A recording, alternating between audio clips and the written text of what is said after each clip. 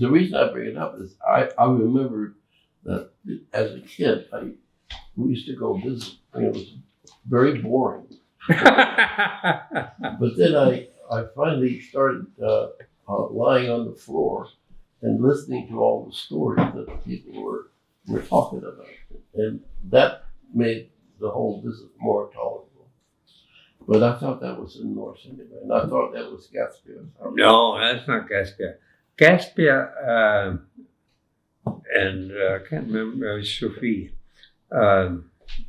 Bismore's younger middle sister was married to Gaspia, and they owned a small place.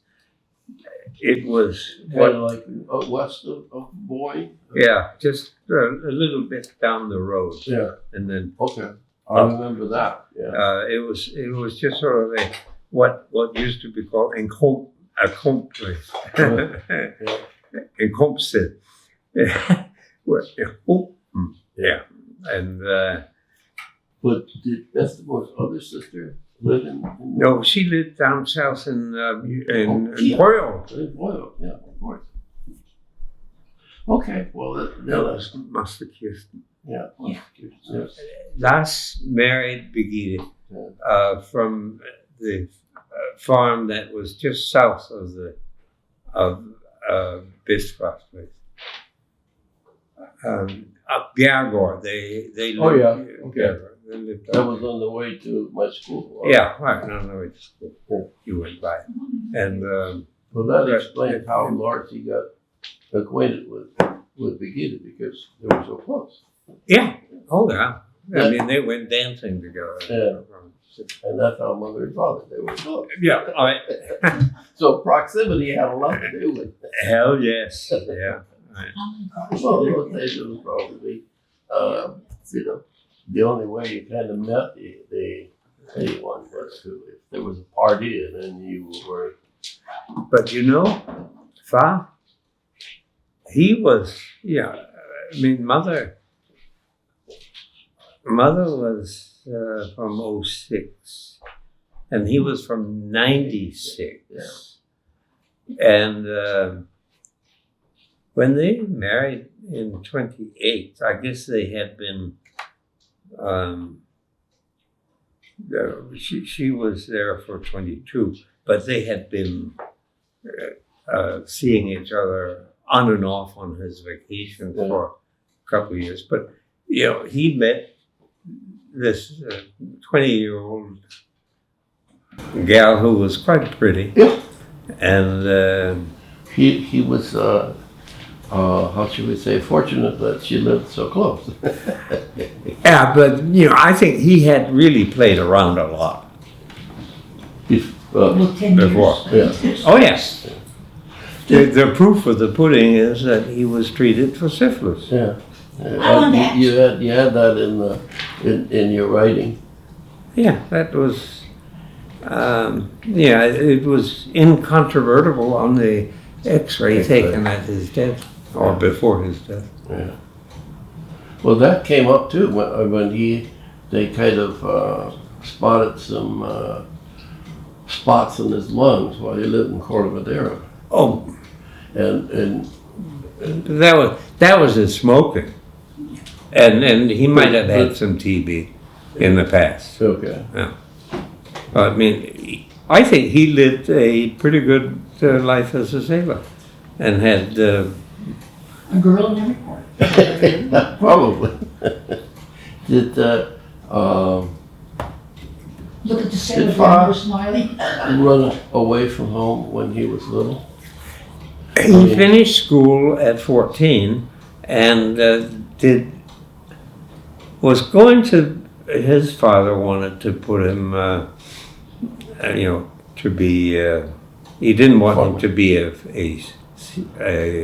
fisherman at that time. So he was put on a farm, and Fa did not like that. He was there for the allotted period of time, 6 months, and then he went to sea.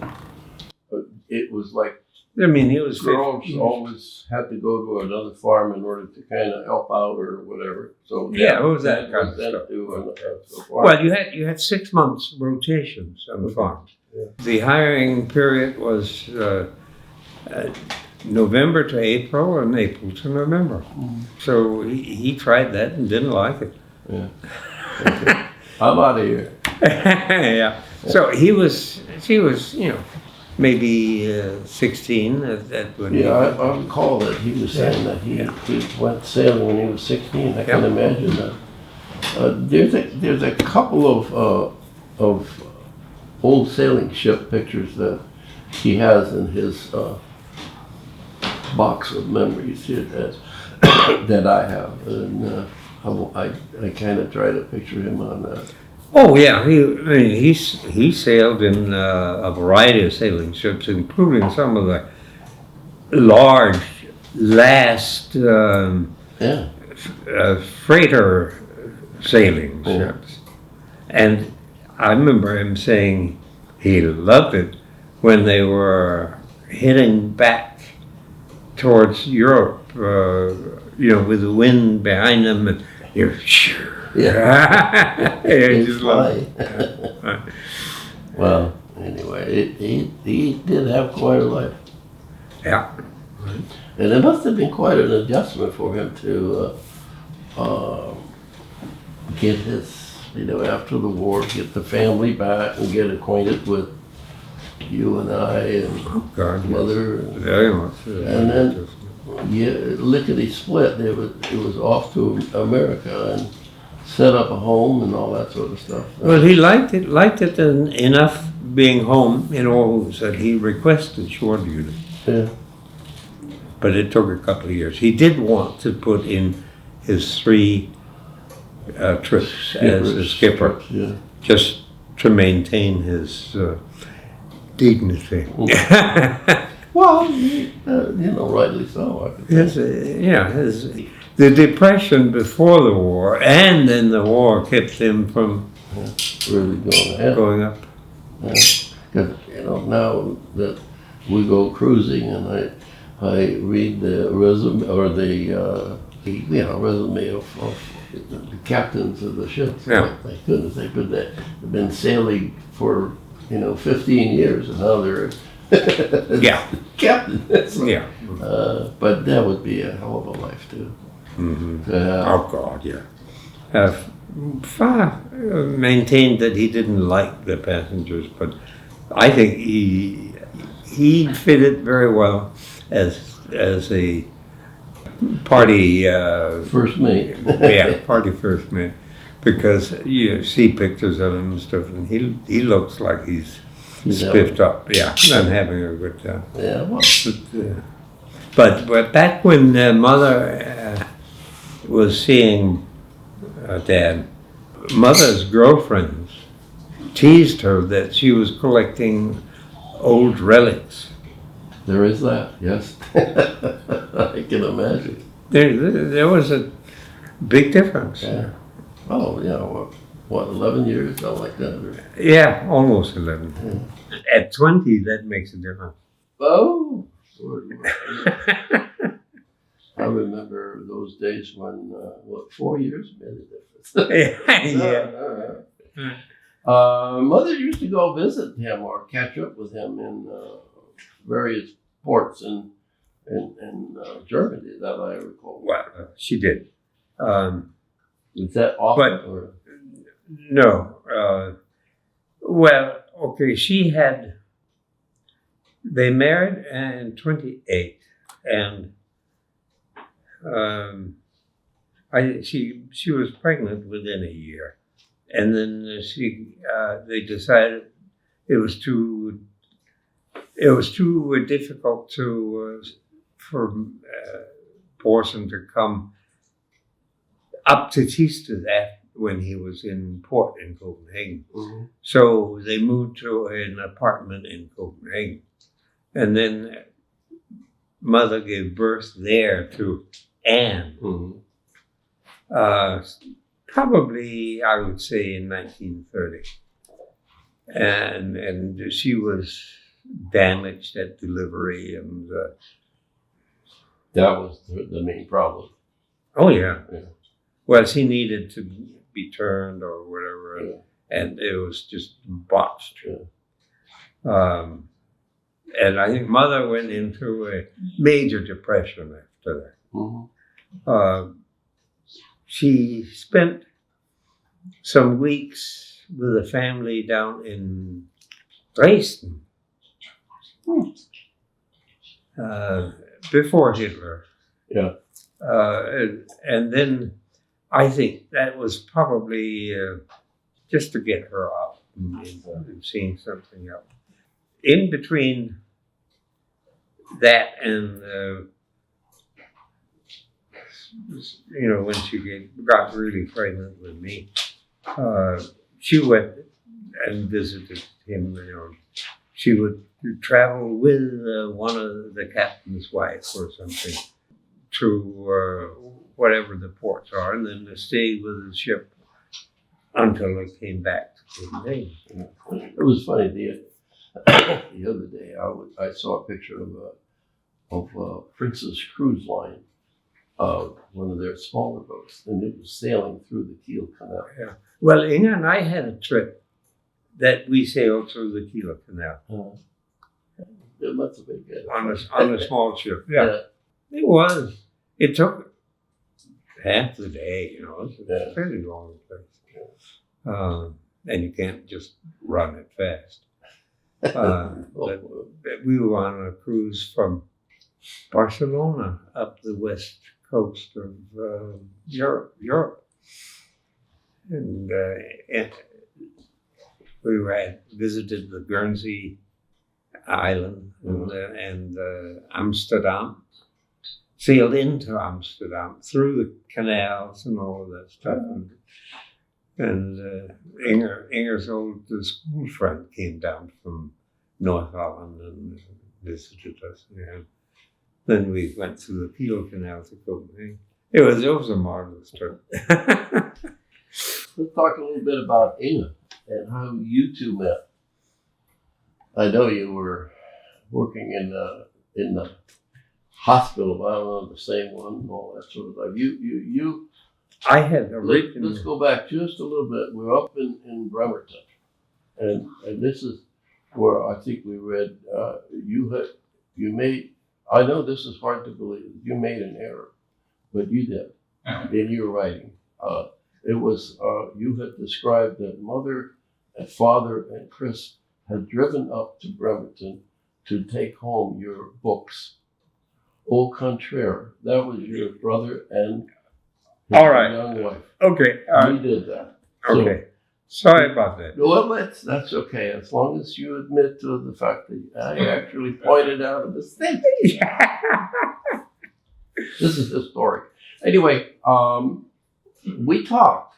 I think that was the time we first began to talk about the possibility of it, of saving some money and going to Europe. Okay. You were planning on doing that. All right. Okay. Yeah, I was definitely planning on it because the previous fall I had come from Okinawa the long way around, and actually got to Copenhagen. Met, of course, Anders and Inger, and they had 2 new twins at the time.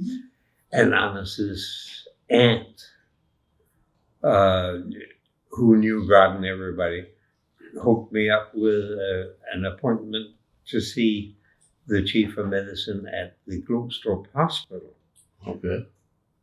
So I went up to Vestermo and Vesterfars diamond wedding anniversary, and then came back to Copenhagen and met this guy, and it sounded okay. I could get a 6 months residency term there, and I went back to the U.S.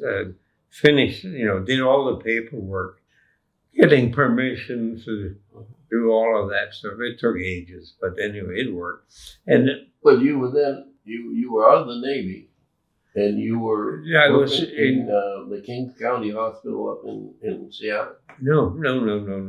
I was still in the Navy at the time. Okay. I was, when I went on that trip, Yeah. Oh, that's right. Okay. Yeah. when I was out of the Navy the next year, I went back to Copenhagen and started the residency. Okay. And, met all the nurses and stuff.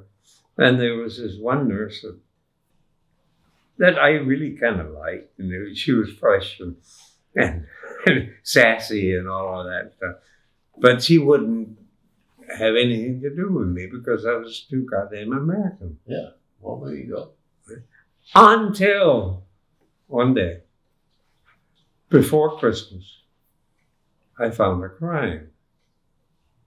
Out on the, I was coming up from the floor down below, and so out there on the staircase landing, she was standing there crying. So, what can you do?